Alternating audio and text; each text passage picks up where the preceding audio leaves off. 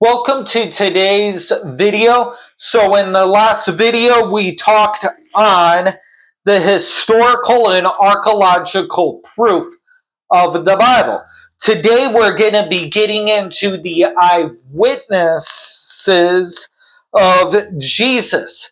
So we're now going to prove, one, Jesus existed, two, that Jesus is who he said he was, and three, the prophetic evidence that Jesus was indeed the Messiah, as well as God in the flesh. But we already kind of talked on that when we began these videos, to where you can go back and see about Jesus, to where we bring up how Jesus was fully man, yet fully God at the same time. So let's get into this.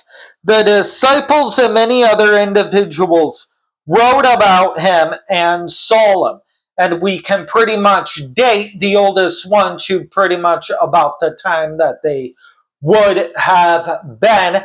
And those who would have actually known them personally could confirm that these copies were indeed written by them and was actually what they wrote,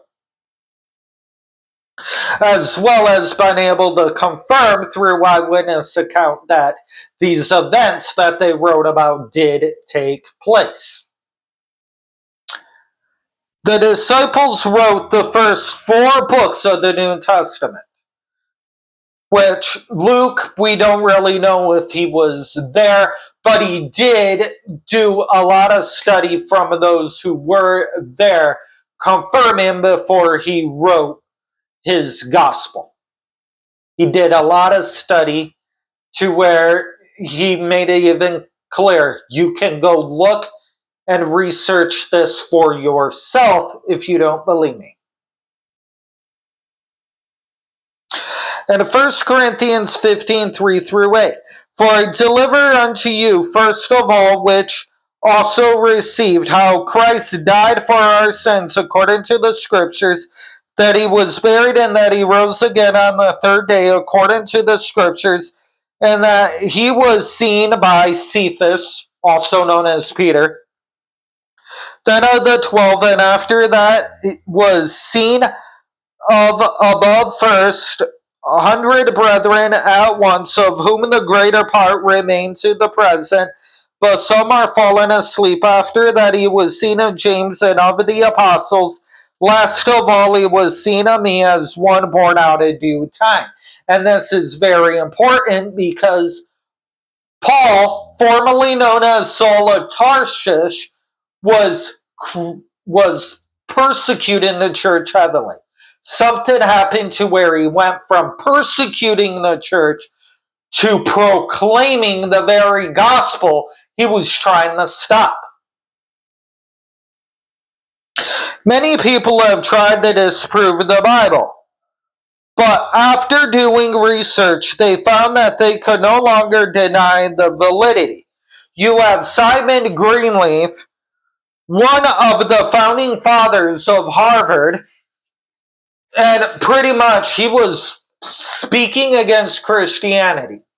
One of his students asked him if he actually looked into it. He had to honestly say no, looked into it to try to disprove it, and ended up getting converted, and then became a great apologist, proclaiming the resurrection of Jesus and the evidence. He was not a believer during one of the class sessions as he was speaking against Christianity. A student asked if he'd done his research and researched the historical evidence of Jesus. He began to do research and came to the historical conclusion, proves to man that the life and resurrection of Jesus cannot be denied. The book he wrote is available free online. You can actually look into his book and see what he has to say about Christianity, all because he tried to disprove it and couldn't. Dr. Greenleaf concluded after much study to disprove the resurrection that according to the jurisdiction and legal evidence, the resurrection of Jesus Christ was the best supported event in all of history. Another person who went out to try to disprove Christianity was Josh McDowell. He went out to prove that the Bible was a lie, and from the evidence he found, he had to become a believer. He debates in Ivy League colleges the facts of the Bible. His book is entitled Evidence That Demands a Verdict. He also ended up writing more evidence that demands a verdict, and now he has something out there that combines the two that you can buy. And I'd encourage you to get that book. Get that book, see what Dr. Greenleaf has, and another great book that I end up getting is Case for Christ. Non-Christian writers like Jewish historian Josephus, he ended up writing about Jesus as well. Josephus was not a Christian historian, yet he documents Jesus Christ was a valid historical person and writes about Jesus in 2 different chapters of his book. And I'd encourage you to even look into that for yourself. The Bible is proven by the prophetic. Interesting facts about the prophetic truths of Jesus, that Jesus is the Messiah. All right. So we'll quickly do this. The entire lineage of the Messiah was foretold 2,069 years before he was even born. The city he would be born in 726 years in advance. No, wait, the city would be born in is 226 years in advance, which was prophesied by Micah. He would minister in Galilee 763 years in advance by Isaiah. The year and day Jesus would enter Jerusalem as king just prior to his arrest and crucifixion 515 years in advance and prophesied by Daniel.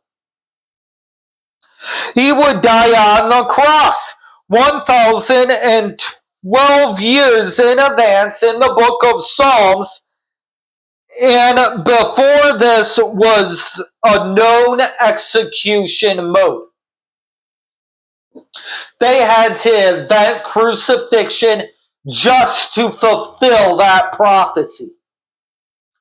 He would be betrayed 30 pieces of silver 512 years in advance by Zechariah. Soldiers would cast lots for his clothing 1,012 years in advance in the book of Psalms. That he would rise from the dead 112 years in advance in the book of Psalms. Just a few of 300 prophetic words spoken by Jesus in the Old Testament and fulfilled in the New Testament. And someone actually calculated what it would be just to fulfill 8 of the prophetic prophecies. Just for one man to fulfill just 8 of the messianic prophecies, which Jesus fulfilled them all other than the ones that are to be fulfilled when he returns to the earth. And just for one man to fulfill 8 is like filling the whole entire state of Texas. I believe they say a mile high, maybe 5 feet high or something like that. I can't remember the exact one. With silver dollars. Taking one of those silver dollars, putting a red dot on one of them, throwing it back into Texas, blindfolding a person, sending them loose in Texas to go and walk, and tell them, when you feel lucky, bend down and pick one of them up, and if you have a red dot on it, you win. That's just 8. And Jesus fulfilled all of them, but the ones that have yet to be fulfilled with the Messianic reign, which will be fulfilled when Jesus returns.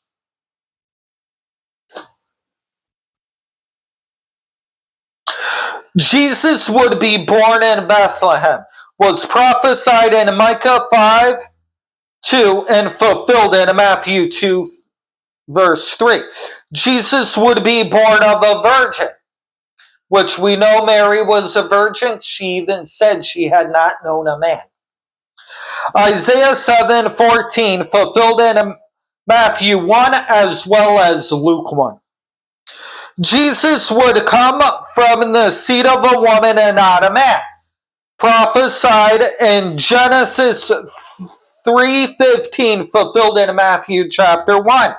He would enter Jerusalem riding a donkey. Prophesied by Zechariah in Zechariah 9 verse 9. Fulfilled in Matthew 21:15 and Luke 19:32-37. He would be betrayed by a friend.